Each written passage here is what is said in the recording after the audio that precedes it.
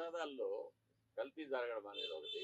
అది ప్రసాదాలు తిన్నప్పుడు గానీ, ప్రసాదాలు చూసినప్పుడు గానీ, అది ప్రతి భక్తుడికి అర్థమైపోతుంది.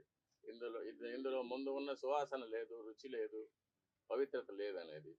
అలాగే అన్నప్రసాదాల్లో కూడా ఈ కల్తీ నెయ్యి వాడి పొంగలు, చక్కెర పొంగలి, సీర మొదలైన వాటిలో కూడా ఇది కలిపి ఉన్నారు.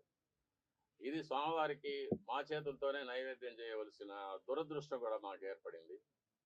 అది కాకుండా నైవేద్యాలు జరగడానికి స్వామివారికి ఏ ఏ వేళల్లో నైవేద్యాలు చేయాలనేది ఆగమ శాస్త్రం నిర్ణయిస్తుంది. దాని ప్రకారం కూడా ఒక్కొక్కసారి జరగడం లేదు. నైవేద్యం చేయవలసిన సమయాన్ని కూడా కుంచించి 10 నిమిషాల్లో అయిపోవాలి, 15 నిమిషాల్లో అయిపోవాలి అనేది అర్చకుల మీద ఒక ప్రెషర్ పెట్టడం, త్వరగా ముగించమని చెప్పి వాళ్ళని తరమడం,